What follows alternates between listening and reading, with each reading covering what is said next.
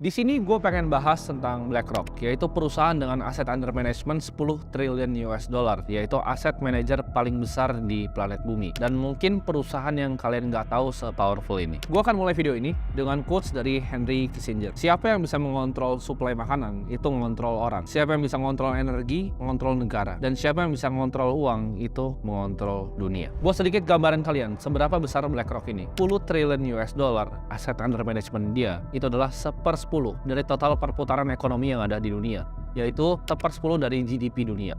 Artinya apa? Jadi BlackRock ini punya suara untuk bagaimana sebenarnya dunia itu bisa bekerja, bagaimana cara perusahaan besar bekerja, mereka punya voting power dan mereka punya suara. Nah, BlackRock ini memiliki stake sebenarnya di banyak perusahaan, apalagi di S&P 500, karena salah satu produknya adalah ETF atau Exchange Traded Fund. Jadi dia punya stake besar ya di perusahaan seperti Apple, Microsoft, Wells Fargo, Bank of America, Coca-Cola. Semua perusahaan besar yang kalian tahu itu ada stake besar BlackRock di dalamnya, bahkan 5% atau lebih biasanya. Hasil dari kepemilikan 5% ini adalah voting power yang dipunyai oleh para pemilik BlackRock terhadap perusahaan-perusahaan besar yang berkuasa di Amerika. Yang banyak orang nggak tahu, ya BlackRock ini punya banyak hubungan dengan banyak negara dan juga dengan Bank Sentral Amerika atau The Federal Reserve. Dia punya hubungan yang sangat dekat, nanti akan gue jelaskan di belakang. Beberapa bailout yang dilakukan oleh BlackRock pada tahun 2008 dan juga recovery pas COVID. Kita tahu Bank Sentral ini memiliki power yang cukup kuat untuk mengubah yang namanya tatanan dunia.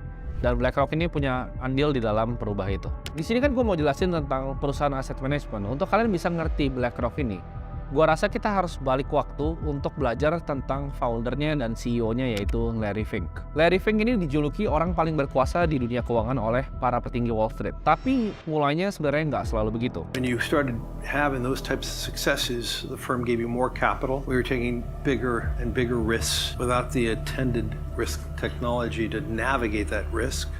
And in the second quarter of 1986, we lost $100 million. Nah, tahun 1986, setahun sebelum The Black Monday crash, Larry Fink itu kehilangan 100 juta US dollar. Jadi di saat semua orang lagi untung, Larry Fink rugi. Kita akan balik dulu. Waktu itu Larry Fink kuliah di UCLA dengan political science degree, berharap awalnya mau berkarir di bidang politik. Tapi takdir berkata lain dan dia akhirnya pergi ke Wall Street. Tahun 1983, abis kelar dari UCLA, Larry itu bekerja di First Boston sebagai bond trader atau trader obligasi. Ini merupakan sebenarnya waktu yang perfect waktu itu, karena mortgage atau cicilan ya, itu waktu itu masih ibarat bayi dan baru mulai. Karena skill yang hebat, dia menjadi manajer termuda di departemennya. Jadi dia adalah salah satu bond trader paling profitable di First Boston. Setelah Larry membukukan profit ratusan juta dolar, Larry Fink menjadi orang paling profitable di First Boston sampai tahun 1986. Di mana dia kehilangan tadi 100 juta dolar dalam satu quarter. Ini setahun persis sebelum kejadian Black Monday, di mana semua orang itu lagi making money gila-gilaan dan Larry hilang duit. Walaupun waktu quarter pertama dia bikin 130 juta dolar, tapi quarter selanjutnya kehilangan 100 juta dolar. Kita tahu di dunia private equity, hedge fund, high finance ya, kehilangan uang ya, itu sama dengan kehilangan reputasi. Jadi reputasi yang dibuild sama Larry Fink bertahun-tahun, dia bikin First Boston jadi sebesar itu. Dengan hilangnya 100 juta dolar dalam satu kuartal di saat orang lagi cuan, semua orang melupakan dia. Jadi reputasinya Larry Fink waktu itu hilang ya, dan dia dipermalukan oleh firmnya sendiri dan mau dikeluarkan. Waktu itu tidak ada investment bank ya, satupun yang mau sentuh Larry Fink. Jadi dia basically pengangguran di umur 36 tahun. Karena dia mau keluar dari First Boston untuk akhirnya bikin bisnisnya sendiri. Karena dia akhirnya malu dan gak ada orang di Wall Street yang bahkan mau ngomong sama dia. Dengan reputasi yang jelek, waktu itu sangat sulit ya untuk Larry Fink untuk cari uang atau nge-raising capital untuk bikin firm barunya. Sampai akhirnya dia ketemu dengan Stephen Schwarzman ya. Jadi Steve ini adalah CEO dari Blackstone, salah satu private equity group paling besar waktu itu. Jadi kalau kalian nonton interview salah satu dari Steve Schwarzman, dia pernah bilang bahwa kalau mau hire orang yang 10 ya, yang 10. Karena orang yang 10 itu akan pinter, akan bisa ngerti situasi, akan bisa jalanin bisnis sendiri, nggak usah disuruh-suruh, bahkan lebih pintar dari kita. Jadi always hire orang yang 10 ya, atau yang 10. Nah, dan Larry Fink ini adalah orang yang 10. Akhirnya setelah melihat kapasitas dan kemampuan dari Larry Fink, Steve bilang bahwa oke, dia akan berinvestasi 5 juta dolar di Larry Fink pada tahun 1988. Dan itulah awal mulai sejarah dari Larry Fink sampai menjadikan BlackRock aset manajer terbesar di muka bumi. It took me a year and a half to assemble my thoughts, and I told the story to Steve Schwarzman and Pete Peterson, and they loved it, and they had more confidence in me than I had myself. They wanted to go right ahead. And we did that, and it all, we actually started making money within 2 weeks. Jadi duit BlackRock itu awalnya dari Blackstone. Jadi investor pertamanya adalah Steve Schwarzman. Nah, rahasia besar sebenarnya kenapa BlackRock bisa sebesar ini adalah ETF mereka atau Exchange Traded Fund bernama iShares. Karena BlackRock itu sangat tech driven. Jadi pertama kali si Larry Fink itu jadi bond trader di First Boston, yang bikin dia sukses adalah dia mampu mengkomputerisasi. Jadi orang waktu itu masih banyak nulis-nulis, dia udah bikin sistemnya pakai komputer untuk bisa trading bonds. Nah, ini adalah sistem yang dibawa ke dalam BlackRock. Jadi waktu itu aset mereka itu tumbuh signifikan sehingga mereka mampu untuk jadi monopoli dan bisa beli kompetitornya. Jadi kompetitornya BlackRock itu dimakanin satu persatu. Contohnya seperti Barclays ya kan, Merrill Lynch, bahkan intellectual property-nya nama iShares waktu itu bukan punya BlackRock, tapi itu dibeli sama mereka. Nah, ini adalah funds yang selalu disaranin sama orang-orang, contohnya seperti Warren Buffett untuk investasi di S&P 500 ya kan. If I had a choice today for a 10-year purchase of a 10-year bond that whatever it is, or 10 years, or buying the S&P 500 and holding it for 10 years, I'd buy the S&P in a second. Indeks S&P 500. Investasi di S&P 500. BlackRock ini juga bertumbuh karena waktu itu ada tren yang shifting antara aktif ke passive investor. Waktu itu tren ini dibawain sama pemiliknya Vanguard yaitu John Bogle. John pernah bilang bahwa daripada kita pick needle in a haystack, kita pilih ibaratnya jarum di tumpukan jerami, kita mendingan langsung beli satu jeraminya aja semuanya. Jadi kalian kalau misalnya sering dapat saran dari investasi, bahkan dari gue sendiri, gue suka saranin untuk index investing. Jadi kalau misalnya kita aktif manager ya, kita sebuah manajer yang aktif, kita mau mencari yang namanya alpha atau kenaikan di atas indeks. Alpha ini adalah yang dicari oleh para aktif investor. Tapi kita tahu ya secara data aktif investor tuh banyak banget yang kalah. Bahkan di reksadana di Indonesia, reksadana yang ngalahin indeks itu dikit. Nah, jadi banyak orang yang akhirnya masuk ke indeks investing dan BlackRock ini ngasih solusi yang gampang. Jadi kalau kalian lihat kayak misalnya S&P 500 itu ada IVV dan lain-lain. Kalau bahkan kalian mau invest di Indo, ya banyak orang invest tuh pakai BlackRock. Simpelnya ETF atau Exchange Traded Funds. Jadi kan kalau reksadana itu adalah mutual fund. Kalau ETF ini kalian bisa tradable. Jadi kalian bisa belinya di market. Sama di Indonesia juga ada. Tapi kalau orang luar negeri banyak kan lebih suka untuk beli ETF dibanding beli reksadana karena belinya lebih gampang. Jual dan belinya bisa di jam market. ETF atau Exchange Traded Fund itu sebenarnya adalah basket dari saham yang biasanya tematik ya. Jadi ada yang biasanya tracking index kayak punya BlackRock, sampai ada yang misalnya dia active management tapi dia misalnya fokus ke revolutionary teknologi yang kayak misalnya ARK Invest punya, dia invest di revolusi genetika ataupun robotik. Di sini sebenarnya di dunia ini hanya ada 3 perusahaan yang memonopoli market share dari ETF ini. Ya, pertama ada BlackRock ya punyanya Larry Fink, ada juga Vanguard punyanya John Bogle dan juga State Street. Nah, BlackRock tumbuh karena movement dari passive investing sendiri. Nah, kalau misalnya kalian mau invest di Indonesia ya orang luar negeri, kenapa gue pernah bahas di video Bandar gue kenapa Bandar tuh jualan pas masuk MSCI. Karena kalau masuk MSCI itu passive fund dari luar itu masuk. Jadi orang luar negeri, kalau misalnya dia mau invest di Indo, dia nggak akan pilih-pilih saham Indo. Ya, karena dia nggak punya waktu. Karena Indo di global market itu paling cuma 0, berapa persen. Indo tuh basically nggak penting di global market. Ada negara seperti India, China, Amerika, ya kan. Indo tuh sangat kecil banget. Jadi orang kalau mau punya exposure investasi di Indonesia, yang mereka akan lakukan adalah mereka akan milih passive fund dari BlackRock, yaitu namanya EIDO tickernya. Itu MSCI Indonesia. Jadi MSCI itu adalah indeksnya Indonesia yang dibuat sama MSCI. Nah makanya kalau misalnya saham Indonesia di listing di MSCI, biasanya harganya tuh akan turun. Bisa ada yang buangin barang. Kenapa? Karena dicaplok sama fund luar gitu. Jadi bandar yang lokal biasa buangin barang saat saham itu masuk ke MSCI. Di sini ETF itu nggak cuman retail yang masuk ke produk kayak BlackRock, tapi banyak seperti sovereign wealth fund kayak misalnya kita lihat GIC, Temasek, bahkan yang kita Norwegian punya, Saudi punya.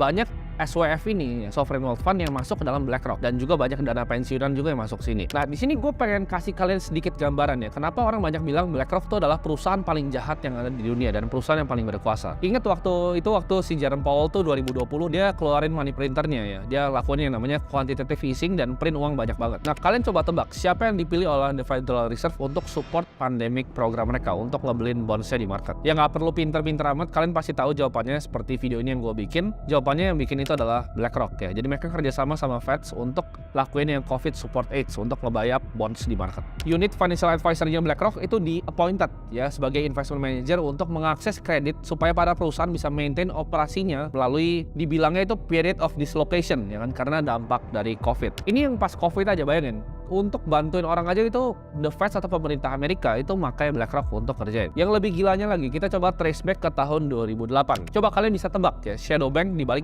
bailout-nya Bear Stearns ya.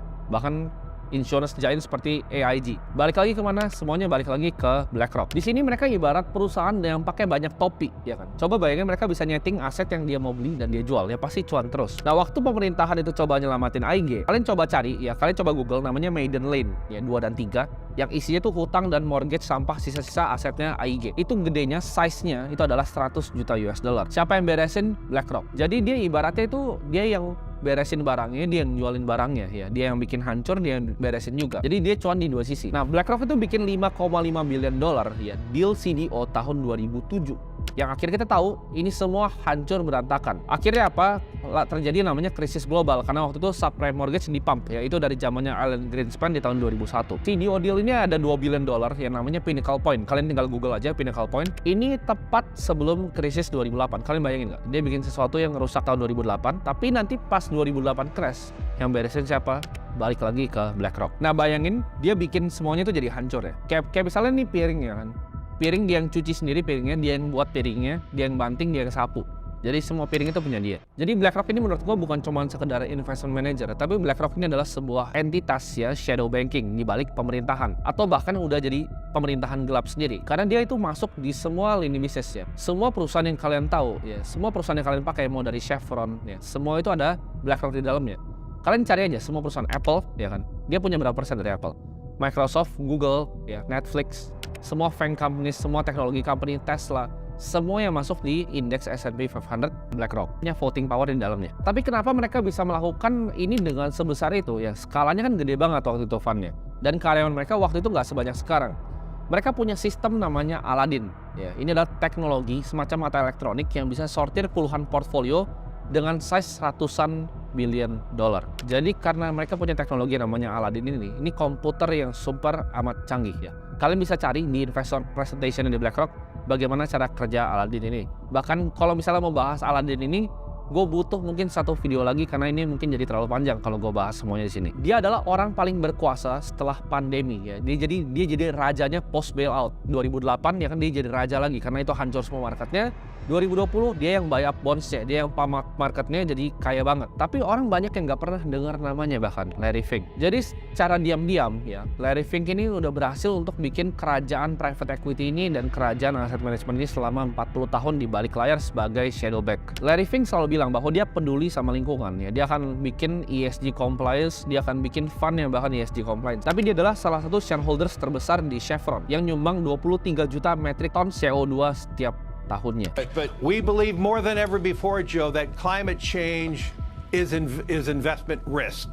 Jadi ESG terus yang diomongin, tapi itu sebenarnya semuanya bullshit. Nah, di sini kalian bisa bayangin nggak apa yang akan terjadi di masa depan kalau perusahaan-perusahaan big tech, oil and energy dan gas, perusahaan properti, perusahaan perbankan, itu semua dikontrol sama satu perusahaan. Gak cuma itu, dia juga punya koneksi, ya, ke pemerintahan Amerika, dia punya koneksi ke The Federal Reserve, dia punya koneksi ke semua pemerintahan di dunia yang lainnya dan semua bank sentral di negara lainnya. Dia juga punya koneksi ke forum-forum besar seperti World Economic Forum. Nah, itu unik tuh. Jadi kemarin tuh baru ada pertemuan, ya, beberapa Larry Fink juga datang, dari direkturnya FBI datang, ya, dan berbagai macam orang kuat lainnya datang semua. Itu mungkin gue bisa bahas di video lainnya, ya, tentang World Economic Forum. Tapi mungkin yang ini agak bahaya tuh kalau gue bahas tentang World Economic Forum. Di situ kalian bisa bayangin itu banyak perusahaan yang support. Di situ partner-partnernya kalian bisa lihat itu adalah ibaratnya kalau disebut dengan elit global, ya, mereka yang ngontrol dunia ini. Nah, di sini uniknya kita lihat bahwa JP Morgan, ya, CEO-nya Jamie Dimon, waktu itu pernah bilang bahwa Bitcoin itu adalah aset yang tidak berguna. Kalau misalnya naik dari 21 juta akan bagaimana?